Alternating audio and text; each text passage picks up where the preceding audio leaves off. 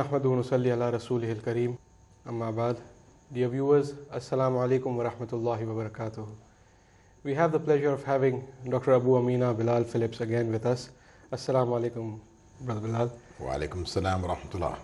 In the previous episode, we had discussed a few questions normally asked by non-Muslims about Islam, and we got the answers from Brother Bilal. We'll continue that, and we were discussing about the role and the rights of women in Islam. We talked about polygyny, polyandry.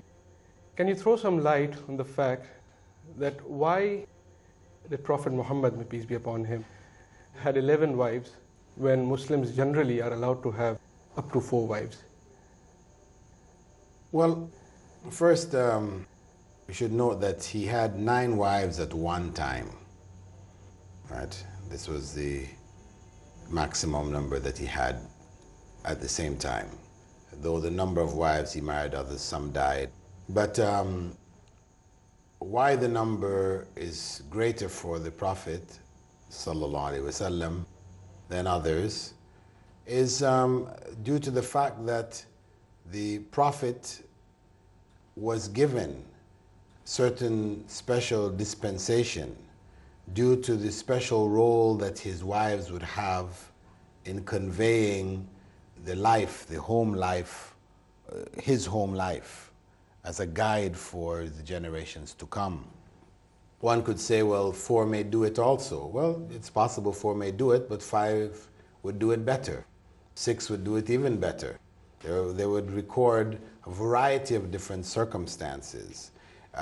He demonstrated in his marriages that it is permissible to marry your cousin, to marry somebody who was divorced, somebody who was the former wife of your adopted son, to marry somebody who was a former Jewess, somebody who was a former Christian, people from a variety. So his marriages demonstrated what was permissible in terms of marriage, in terms of who you may marry. And also, as I said, those numbers serve to preserve the story of his family life with such detail that it would become a guide for human beings until the last day of the world. So this is the basic reason. And for the average human being, 4 seems to be the ideal number for a man to be able to handle, based on God's knowledge, Allah's knowledge of human beings, their needs and their abilities. Generally speaking about polygamy, can you throw some more light on what is the logic or the reason behind this permission, besides you mentioning that man can handle 4, that's his capacity, but generally, what is the logic behind this? And it's understood under today's circumstances, and we know from the Seerah as well, that there was jealousy amongst the wives of the prophets. So no woman would like to share the husband. So how do you factor this emotion of the women as well when Islam permits polygamy? Well, the permission is a general permission based on the need of human society. God created the society in a way that there would be a surplus of females in that society due to women living longer than men, men dying in wars, homicides being focused mainly among men, men killing other men, and even the spread of homosexuality, which would reduce the number of available men in any given society. These factors Allah knew, God knew before He created human society, so He created a nature for males that they would be attracted to more than one female, and nature for females that they would tend to be more attracted to a single male, because these are complementary natures which are necessary for this to work. And this is something which has been in practice throughout the various eras of human beings on the earth. All of our archaeological evidence, research, etc., indicate that people practice polygamy wherever you were. Whatever corner of the earth you go to, whether you're in the North Pole or you're in South Africa, or amongst the Aborigines of Australia, wherever you go, this was in practice. This was the norm for human society. Islam regulated it. It came and set certain limits for max rights of people involved. It organized it. That's what Islam did. It didn't introduce it. It's a common misconception that people have, that Islam has legislated polygamy, whereas the rest of the world didn't know about it, sort of thing. But this is not the case at all. So Islam regulated polygamy to maximize the benefit and minimize the harm. As you said, the jealousy which comes, why would God, prescribe or permit something which is harmful to a woman's emotions? Well, because of the greater good.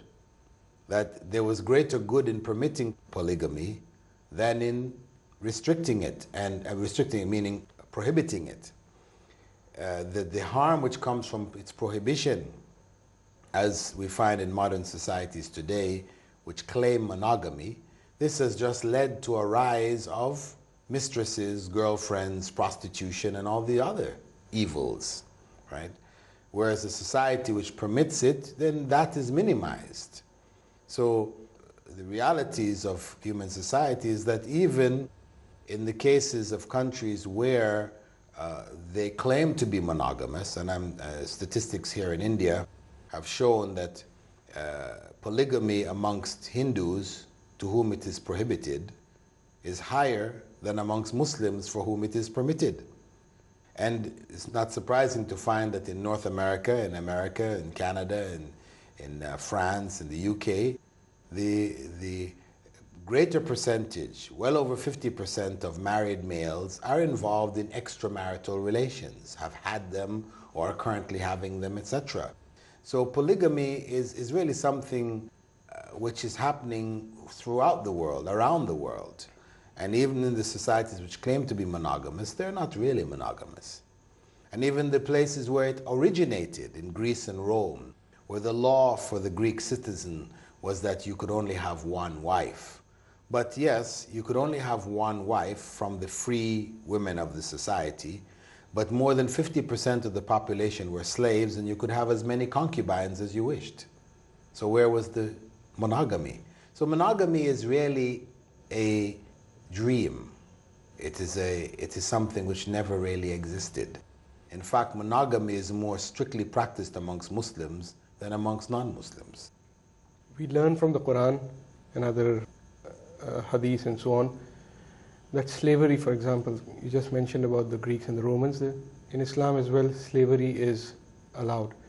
What are the conditions in which this permission has been given? Well, it is given in the case of jihad, really, where there is a struggle, a military struggle, and a population has been taken captive, etc., or numbers have been taken captive of the enemy. The ruler of the Muslim state has the choice to either hold them as prisoners and ransom them, etc., or he may take them as slaves, slaves meaning that they would be integrated into the Muslim society. Because slavery in Islam, what may be called slavery, is really more akin to indentured labor than it is to slavery, as known typically in Western civilization, where the slave master was free to do anything he wished with his slave. He could maim them, cut off their ears, do anything he wanted. They were his property. That's why slaves were given the name of the master, just as the chariot and the wife was given the name of the master. He was free to do anything he wished. Whereas in Islamic law, this is not the case. A slave has the right to seek personal freedom by what they call mukataba. He will pay for himself and can liberate himself. If a slave woman bears a child to her master, that child is born free and she cannot be sold. The slaves, the same thing. Remember, they cannot be killed. If they're killed, then the person who has killed them will be taken to account. They can't be forced to do crimes, for the master, for example. So, and even in the case of how they're referred, the Prophet ﷺ had forbidden that slaves be referred to as my slave girl, my slave boy. No. My young man, my young woman, this is what the Prophet ﷺ said, because the idea of slave, anyway, is limited really to God. Abdullah, we are slaves of Allah. But slaves of other human beings, ultimately, no. We are put in a position of authority over others, and Islam found that system already in practice in the world, and it corrected the ills and the evils of it. And at the same time, it put in force a variety of principles to eradicate it practically in the society, whether it is from the heads of zakah, people could be freed from the zakat, the central treasury, where money is collected from the rich of the society and redistributed amongst the poor. Part of that distribution is in freeing slaves in the society. Also, where people break oaths and a variety of different sins that a person may commit, the atonement for the sin involves freeing a slave, where the slaves are in existence. So slavery was on the way out, really, in Muslim society, was being eradicated, but gradually, as people were integrated into the society. And we should note that the majority of Abbasid rulers, the Abbasid era, after the time of the Prophet, we had the four righteous caliphs, then you had the Umayyad era, which ran for about 100 years. Following that, you had the Abbasid era, which ran for many hundreds of years. Many of those rulers, the caliphs of the Abbasid eras, were the children of slave girls. And that is something inconceivable in a slave society, of other slave societies, Rome, Greece, etc. It was inconceivable that the child of a slave could ever become the ruler of the society. Many of the leading scholars of hadith and tafsir of the Quran, etc., from the early generation, were freed slaves. From the time of the Prophet, may God's peace and blessing be upon him, he had freed a slave that had been given to him, Zayd ibn Haritha, and had adopted him. And that tradition, spread amongst Muslims, that they would free their slaves, whoever came into a position of slavery. Today in the world, of course, there's a lot of slavery going on right here in India, going on in Pakistan, going on in many, even in Western countries across Europe. People are sold into slavery in Brazil, in North America. So it is an ongoing phenomenon, though the finger tends to be pointed at Muslims, but really it's going on till today. And Muslims' duty is to eradicate those forms, because the way in which it's being done is illegal. It is people being taken advantage of, people seeking jobs in different areas and being sold into slavery. This is a whole other kind of circumstance. And a Muslim could not buy one of these quote-unquote so-called slaves and say, okay, now I have a slave. No. I mean, those avenues today are closed.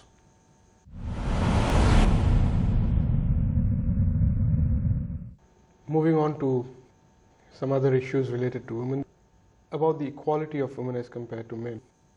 The question always comes up, why is it that a woman always gets half the inheritance as compared to that of the men? Well, first and foremost, we should point out that it's not always. Where somebody dies, they haven't left any father, mother, or children. They only left brothers and sisters. The brothers and sisters get equal shares. This is mentioned in the Quran itself. But yes, in a general sense, the son and daughter, mother and father will get within the ratio of 2 to 1 for the male, 1 for the female.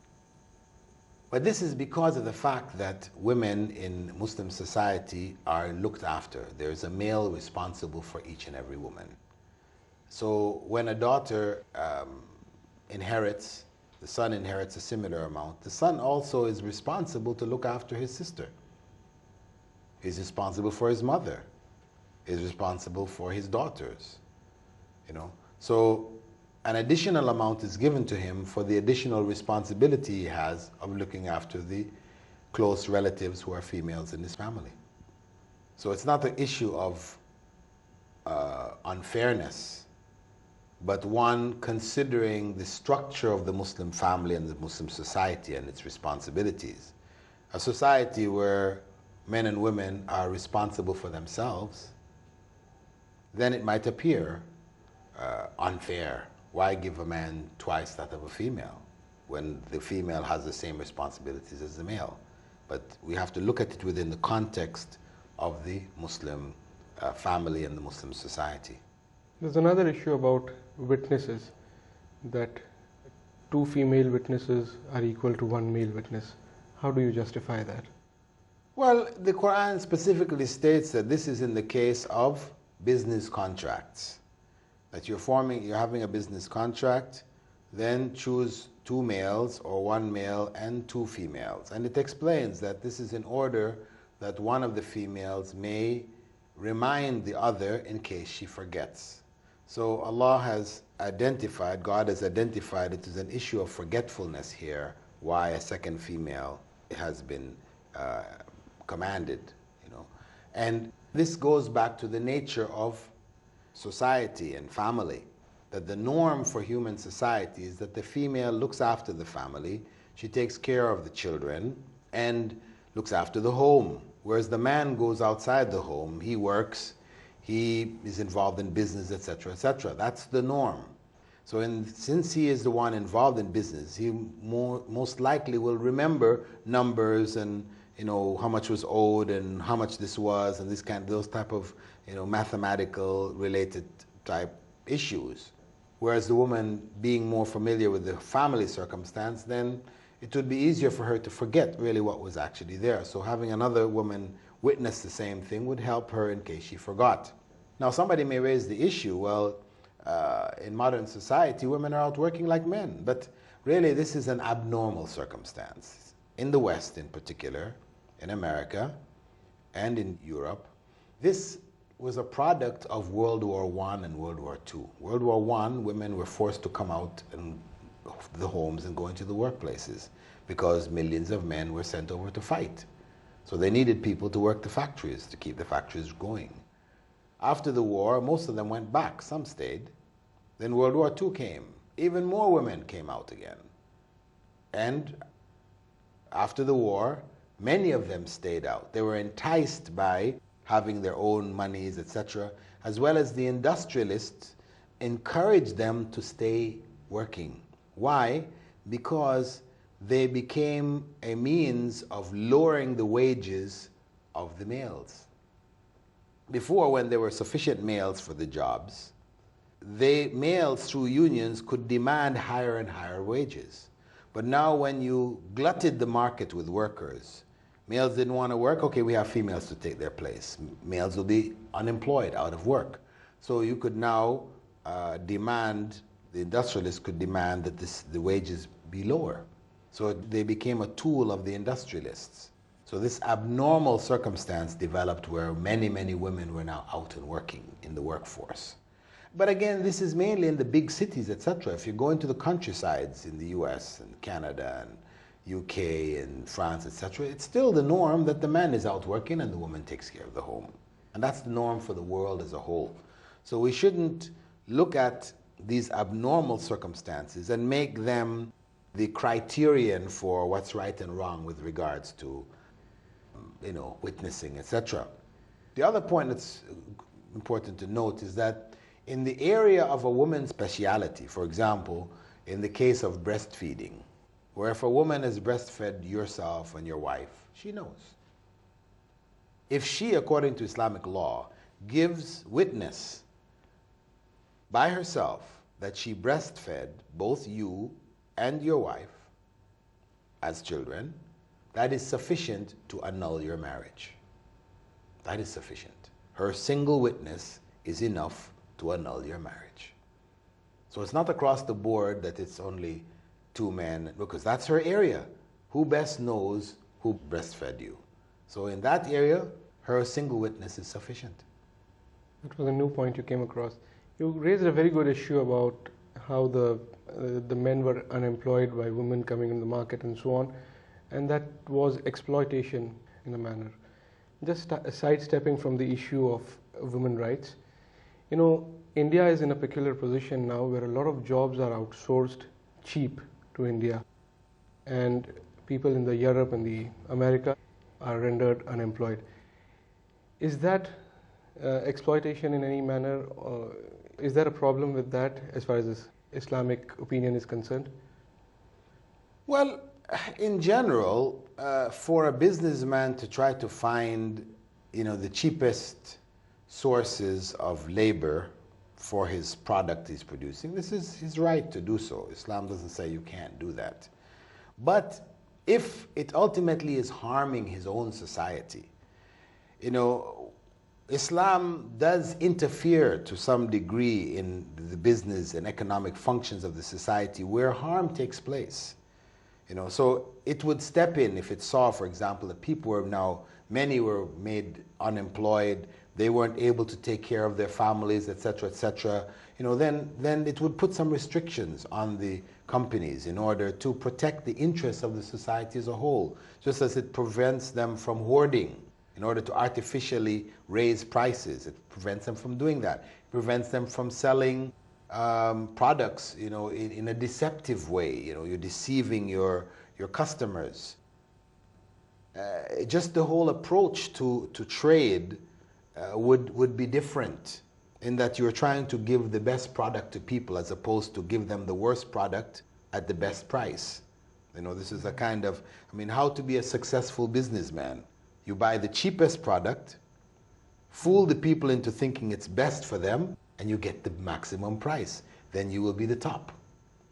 And this is really what had an impact in places like Indonesia and West Africa with the spread of Islam, in that the people were used to a certain form of trade, which is the normal deceptive mode, right? This is the nature of the businessman. To make his maximum profits, he has to fool you, right? He's not going to tell you if there are defects in his product. He's going to hide those defects.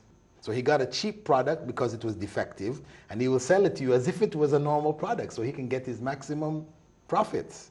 Mm-hmm. So what happened is that people from Hadramaut, etc., who were going to Indonesia and selling their products using these techniques, once they became Muslims, they changed. So Indonesians came across these same traders who were coming. They were now pointing out defects in their products. They would tell them, well, no, this is really not the best, and so, and this is really only valued at this. They were shocked. Why would you want to do this? You're losing profits to tell us the truth about these things. But they said, well, this is what this is what our religion tells us. So of course, naturally, the people were curious to know, what kind of religion is this that tells you this?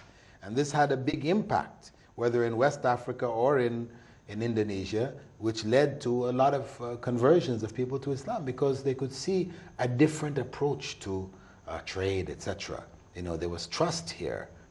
The trader became a trustworthy individual instead of somebody you were looking for to deceive you. Mm-hmm.